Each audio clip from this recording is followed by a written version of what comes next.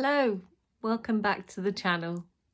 Today I want to talk about the debate that was held in the House of Commons yesterday in celebration of International Women's Day. It's always a bit of a mixed bag, that debate, and parts of it are always very moving. I'm thinking particularly of the contribution that Jess Phillips MP makes every year. She reads out the names of all the women that have been killed by male violence since the last International Women's Day, and she gets that data from Karen Ingala Smith and the Counting Dead Women project. So first of all, I want to pay tribute to those women for their amazing work and their commitment to bearing witness to the passing of all of those women. So on to the main topic of this video, which is the exchange between Sir Bernard Jenkin and Annalise Dodds in the House of Commons during the debate. Now, I posted a video the other day of Annalise Dodds being interviewed on Woman's Hour by Emma Barnett, and she gave the most convoluted, complicated answer to the question, what is the Labour definition of a woman, a while ago. Annalise Dodds was asked to give the Labour definition of woman, which she was unable to do. Annalise, if I can, from Jill. And I have to say, a whole series of these messages came in at the same time. As I would legislate for a clear definition of what a woman is. That future, what is everyone can have those opportunities. And Labour's definition of a woman? Well, I have to say that there are different definitions legally around what a woman actually is. I mean, you look at the definition within the Equality Act, and I think it just says someone who is adult and female, I think, but then doesn't say how you define either of those things. I mean, obviously, that's then you've got the biological definition, legal definition, all this kind of thing. With respect, I didn't ask for that. What's the Labour definition? Oh, I think with respect, Emma, I think it does depend what the context is, surely. I mean, surely that is important here. You know, there are people who have decided to that they have to make that transition. You know, I've spoken with many of them. It's been a very difficult process for many of those people, and you know, understandably, because they live as a woman, you know, they want to be defined as a woman. That's what the Gender Recognition Act, again, a Labour context process brought into place. Context is all, but trans women are women from your perspective. Is that right? But then when you come to the Equality Act, and you know, I'm not going to. No, you're just Shadow Women and Equalities Minister. I've been asked this by about 8 messages here, and I'm just trying to clarify, because the government's been very clear it's not going ahead in England with the process of self-identification. So that's why I'm asking you. Well, I don't think the government has been very clear around many aspects of this, Emma. But when it comes to the operation of the single-sex exemptions, you know, that is spelled out within the Equality Act quite rightly. I mean, when it comes to sport, for example, you've said it says that you can have single-sex.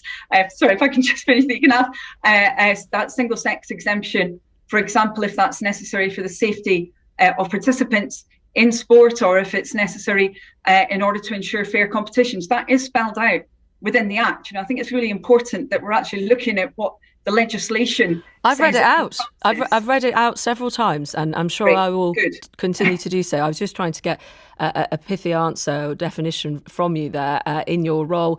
Amber Rudd. Women on Twitter just went a bit nuts. She wasn't able to come out with a really clear one sentence definition, and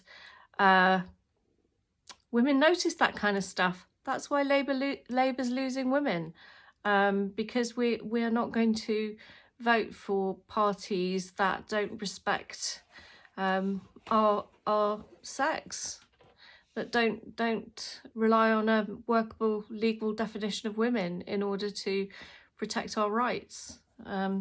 It's foundational. So once again, it's left to the Conservatives, our unexpected allies. And Bernard Jenkin made some extraordinary speeches, and this is a relatively long clip, because there are answers, interventions. It goes back and forth like ping pong a little bit, and then we'll talk about it afterwards.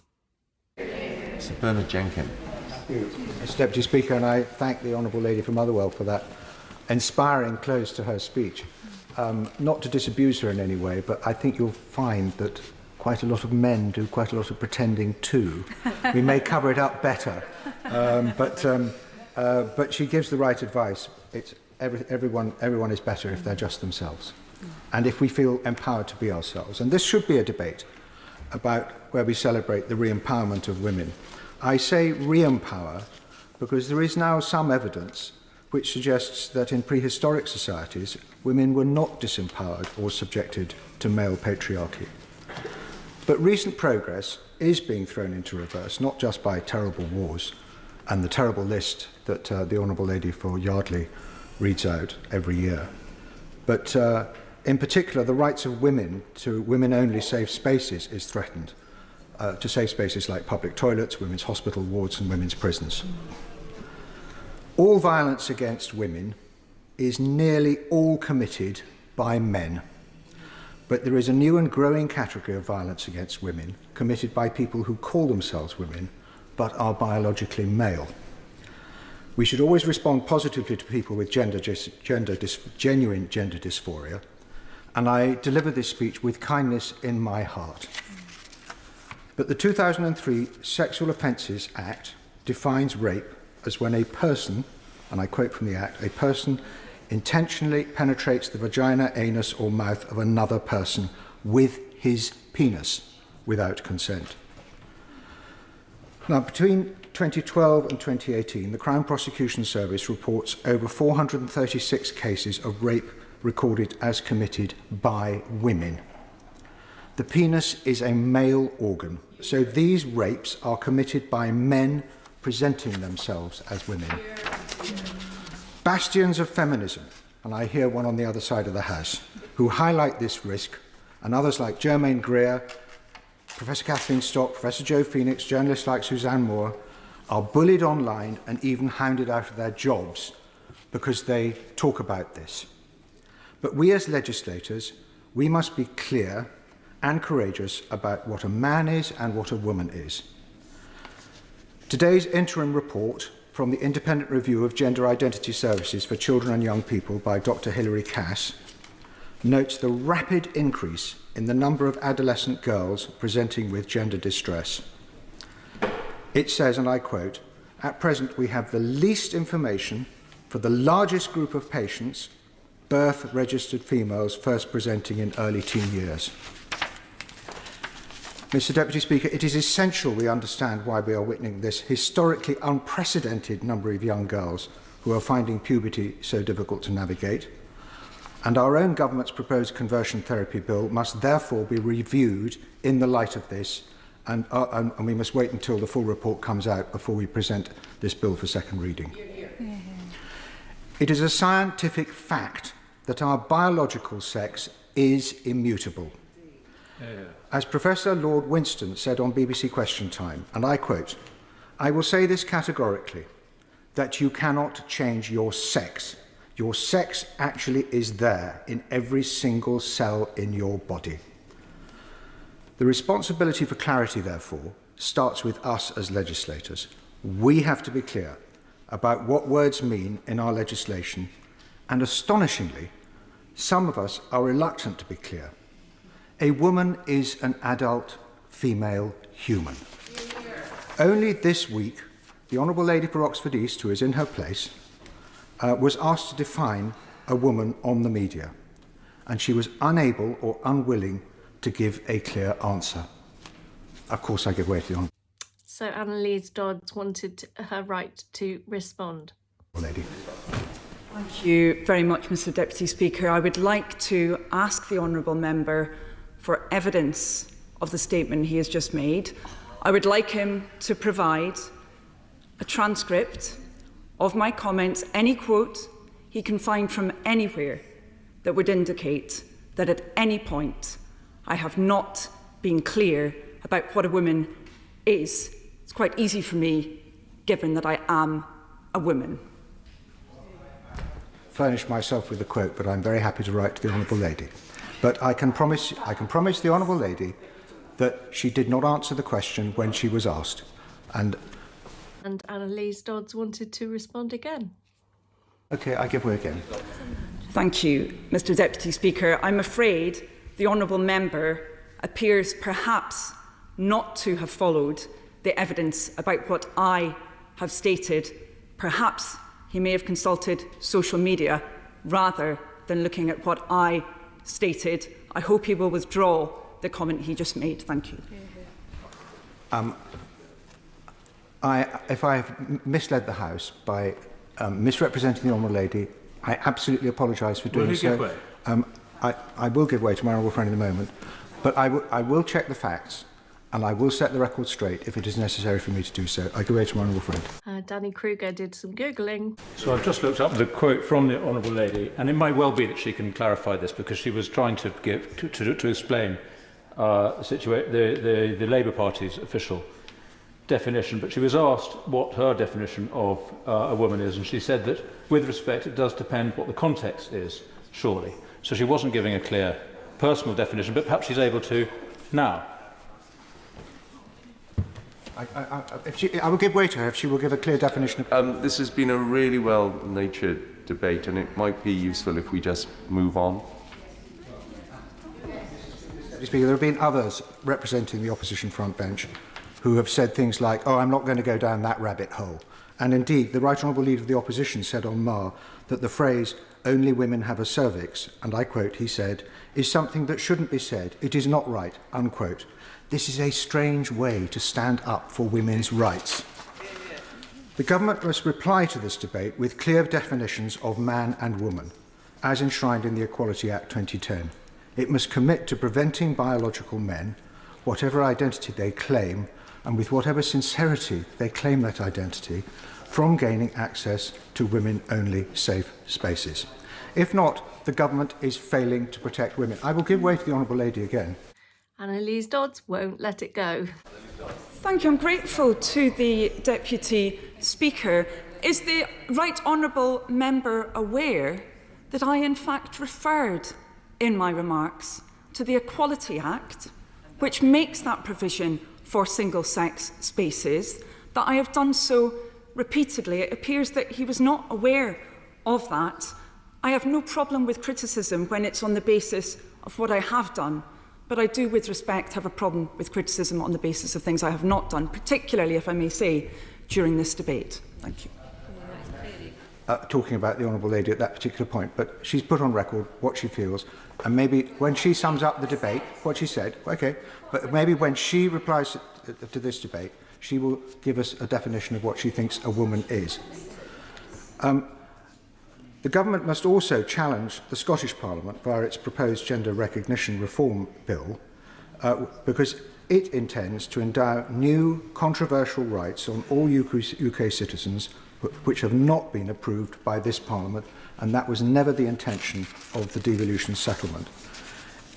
Anyone from any part of the UK would be able to acquire a gender recognition certificate in Scotland with no medical diagnosis. So they could change the sex on their birth certificate and so gain the rights to women-only safe spaces.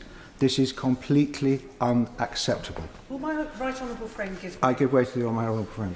Maria Miller wants to make her contribution. Can I thank my right honourable friend for giving way, and I absolutely respect his right to make the speech that he's making. But he refers to safety in women-only spaces.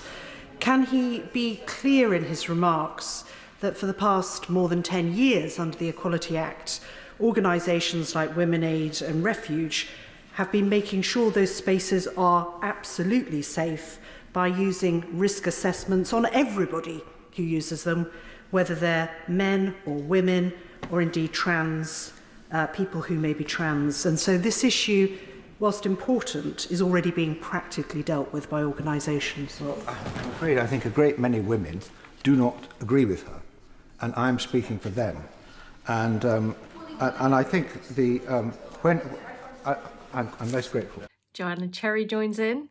Just following on from that next point, will he agree with me that there has been some confusion in the past about the extent to which single-sex services can be provided under the Equality Act, and the updated guidance from the Equality and Human Rights Commission, which is planned, would be very welcome?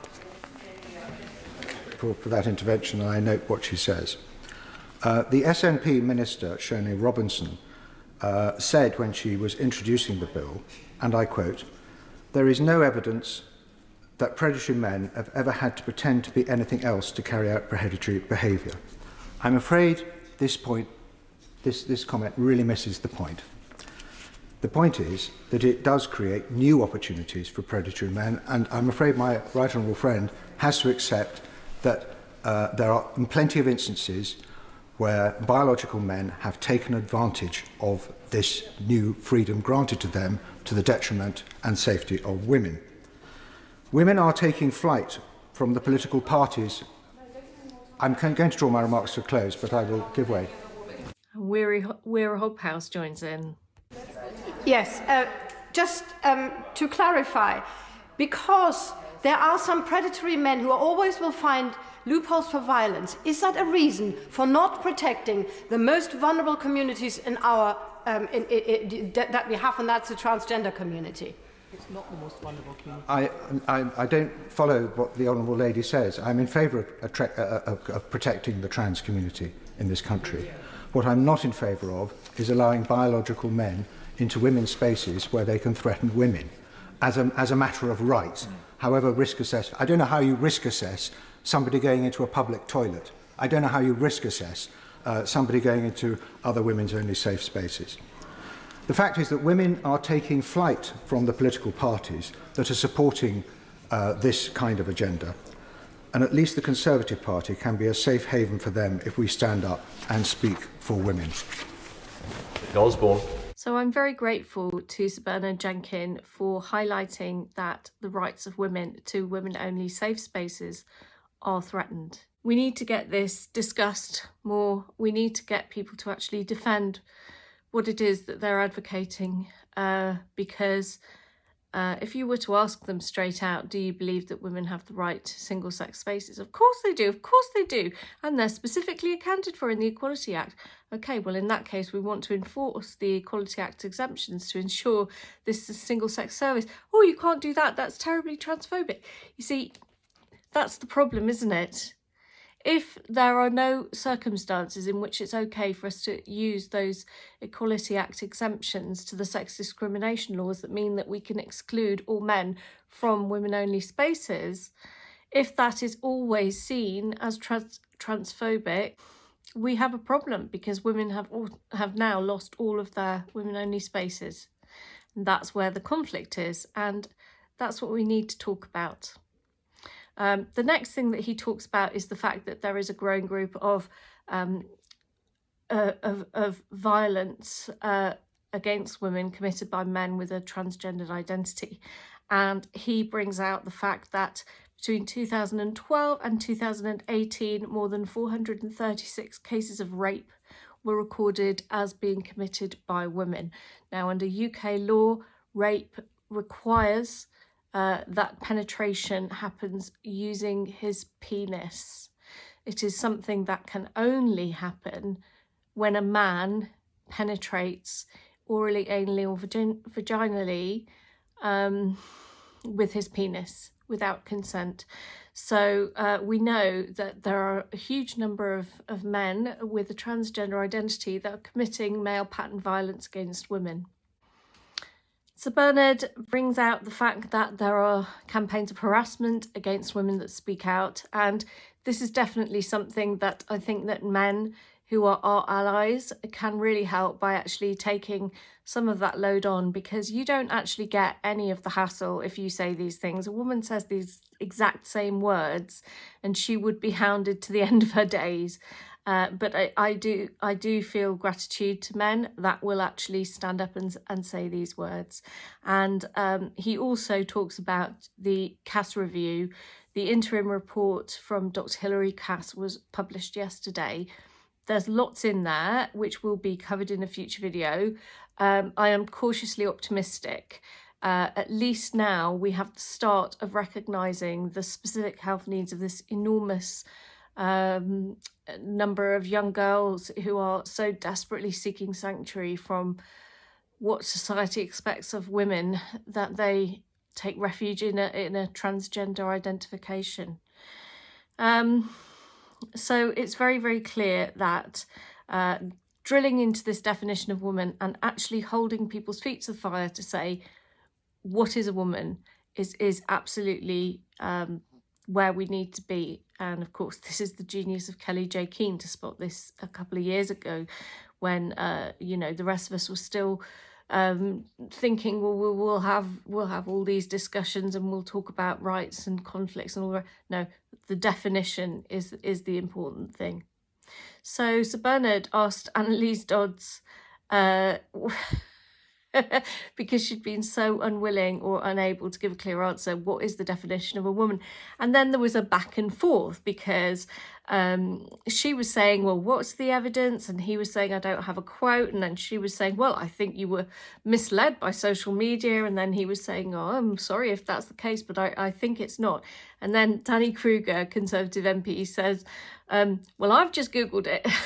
You definitely didn't say anything the way you said it. And so then they get prompted by the Deputy Speaker to move on, and Sir Bernard Jenkins goes back into talking about what other members of the opposition have said about, I am not going to go down that rabbit hole, which famously Yvette Cooper said the other day on the radio, and Keir Starmer indeed saying only women have a cervix is something that shouldn't be said. It is not right. Which is just dreadful. So anyway, then Annalise Dodds came back with, I have always defended single-sex services and blah-de-blah-blah. And the back and forth is just, it's the kind of debate which really turns people off politics because it's just semantics. You weren't clear. Most people who listened to that would agree that you were not clear, Ms. Dodds. So Sir Bernard Jenkin is completely within his rights to pull you up on it and ask you to clarify that definition. If it's so easy, please just lay it out to us right now. Then Mrs. Miller comes in saying that women-only spaces can be protected by ensuring that we use risk assessment when we're placing men in them. And the problem with this is that the risk, but we're not allowed to use the tool specifically designed for use on male offenders because this male offender wants us to use the tool that's designed for use on female offenders. It's bonkers. It really is crazy. These people just say risk assessment and they think it's a magical process, but it's not magic. It's statistics, and if you don't have the right data, you don't get the right results. Great to see Joanna Cherry MP joining in with this little exchange to put on the record again that the problem is that the Equality Act exemptions do not have enough guidance about which services can use them, and so we're waiting for the intervention from the EHCR to tell us exactly, EHRC to tell us exactly which services can be single sex. I love the fact that Sir Bernard also brought in the SNP Shona Robson, who said there is no evidence that predatory and abusive men have ever had to pretend to be anything else to carry out abusive and predatory behaviour. Well, all of history says otherwise.